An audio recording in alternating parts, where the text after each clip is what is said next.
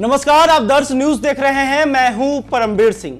बिहार महागठबंधन में सीट बंटवारे का फॉर्मूला तय हो गया है और यह लगभग फाइनल हो गया है कि आखिर महागठबंधन की कौन सी पार्टी कितनी सीटों पर चुनाव लड़ेगी।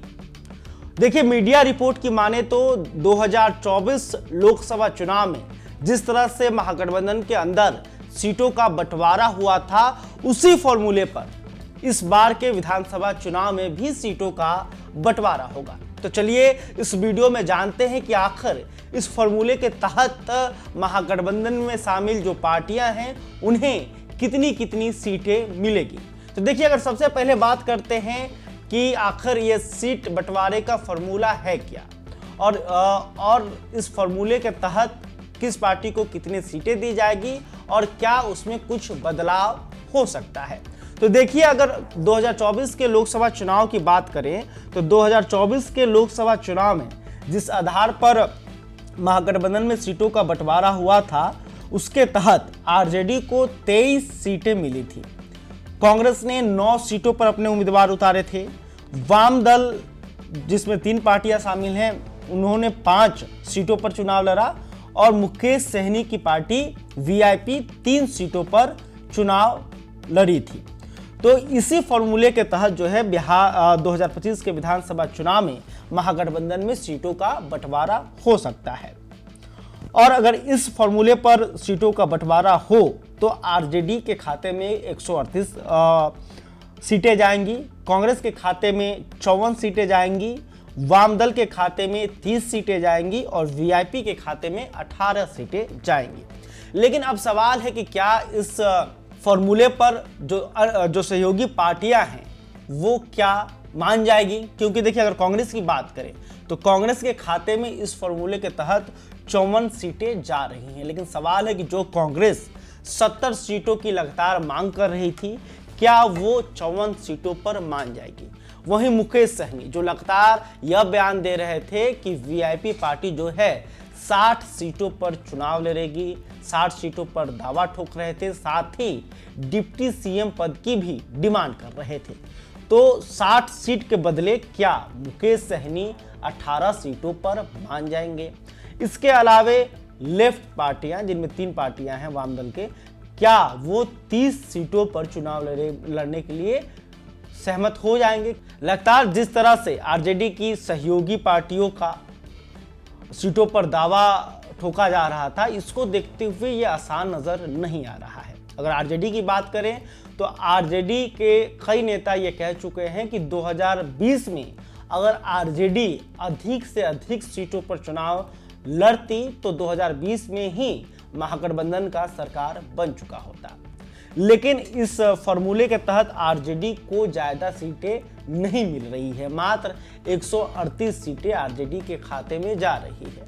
जबकि आरजेडी के जो सर्वे सर्वा हैं, जो सुप्रीमो हैं, लालू प्रसाद यह चाहते थे कि करीब 150 सीटों पर आरजेडी इस बार अपना उम्मीदवार उतारे। तो फॉर्मूला तो जो लोकसभा चुनाव का सामने आया है उसके तहत तो लग रहा है कि सीटों का बंटवारा आसान नहीं है। देखिए, कांग्रेस 70 सीटों की मांग कर रही थी और इस फॉर्मूले के तहत उन्हें 54 सीटें दी जा रही है।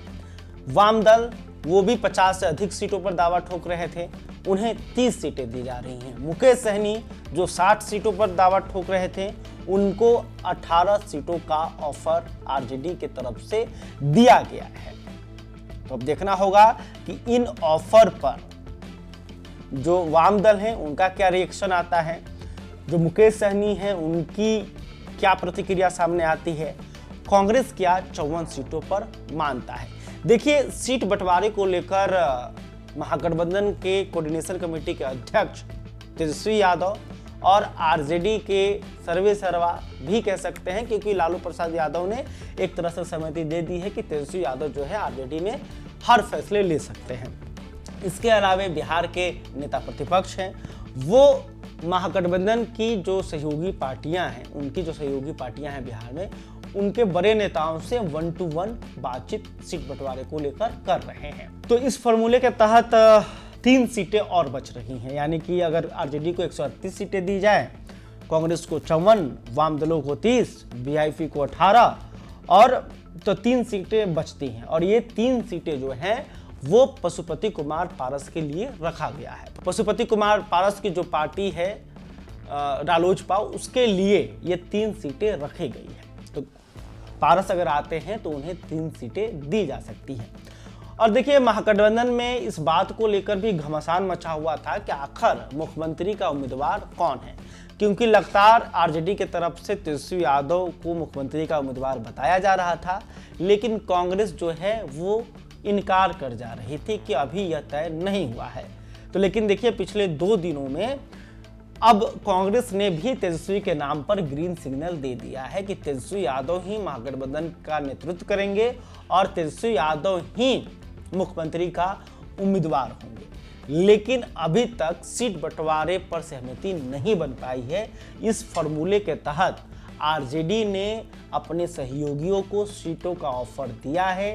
अंतिम चरण में बातचीत चल रही है और देखिए 30 तारीख को, अगली ही 30 तारीख को जो है महागठबंधन की 5वीं बैठक तेजस्वी यादव के नेतृत्व में होने जा रही है और यह बैठक काफी महत्वपूर्ण माना जा रहा है। कहा जा रहा है कि सीट बंटवारे पर गहन मंथन इस बैठक में की जा सकती है। इसके अलावे 5 जुलाई को आरजेडी का खुला अधिवेशन पटना में होने जा रहा है और इस अधिवेशन का भी महागठबंधन इंतजार कर रही है और उसके बाद कहा जा रहा है कि सीट बंटवारे पर अंतिम मुहर लगाई जाएगी। लेकिन आखिर महागठबंधन सीट बंटवारे का ऐलान कब करेगा? तो देखिए, महागठबंधन सीट बंटवारे के ऐलान में समय लगा सकता है। समय इसलिए लगा सकता है कि अभी तक उनकी विरोधी खेमे यानी कि एनडीए में सीट बंटवारा नहीं हो पाया है, सीट बंटवारे पर सहमति नहीं बन पाई है और उसको लेकर एनडीए में घमासान मचा हुआ है। तो इस पर तेजस्वी यादव की नज़र है। तेजस्वी यादव इंतजार कर रहे हैं कि आखिर एनडीए में क्या कुछ होगा, क्योंकि जिस तरह से चिराग पासवान, जीतन राम मांझी और उपेंद्र कुशवाहा बयानबाजी कर रहे हैं, इससे कहीं ना कहीं तेजस्वी के मन में ये बात चल रहा है कि अगर इसमें से कोई भी एनडीए से अलग होता है तो फिर उन्हें महागठबंधन में आने का ऑफर दिया जाएगा। इसलिए तेजस्वी चाह रहे हैं कि अभी भले ही सीट बंटवारे पर सहमति हो जाए, भले ही तमाम पार्टियां जो हैं वो अंदर खाने अपने उम्मीदवारों को ग्रीन सिग्नल दे दें और चुनाव की तैयारी में लग जाए, लेकिन ऐलान में थोड़ा रुकना होगा, क्योंकि वो चाहते हैं कि एनडीए में पहले क्या कुछ घटता है उसको देख लिया जाए। अगर चिराग पासवान महागठबंधन में आना चाहें तो उनको एडजस्ट करना होगा, अगर मांझी जी आना चाहें तो उनको एडजस्ट करना होगा और कुशवाहा के लिए भी सीटें रखी जाएंगी। तो इसलिए जो है वो तेजस्वी इंतजार कर रहे हैं कि पहले एनडीए में तय हो जाए। इसके अलावा अभी चुनाव आयोग ने बिहार चुनाव के तारीखों का भी ऐलान नहीं किया है, तो इसका भी इंतजार तेजस्वी यादव कर रहे हैं कि जैसे ही चुनाव आयोग बिहार विधानसभा चुनाव का ऐलान करेगा उसके बाद महागठबंधन भी सीट बंटवारे का ऐलान कर सकता है और करेगा भी। तो देखना होगा कि आरजेडी की तरफ से 2019 के लोकसभा चुनाव में जिस तरह से सीट बंटवारा हुआ था, उसी फॉर्मूले के तहत जो है ऑफर अपने सहयोगियों को दिया गया है। तो देखना होगा क्या कांग्रेस, वाम दल और मुकेश सहनी की पार्टी वीआईपी इस ऑफर पर मानती हैं या फिर ये जो सीट बंटवारे को लेकर तानातानी चल रही है कहीं इसके कारण कोई साथी छूट ना ही जाए। खैर, अभी तक आपने हमारे चैनल को सब्सक्राइब नहीं किया है तो तुरंत कर लें। इस खबर को लेकर आप क्या सोचते हैं कमेंट करके बताइएगा। वीडियो फेसबुक पर देख रहे हैं तो हमारे पेज को भी लाइक कर लें। बहुत बहुत धन्यवाद।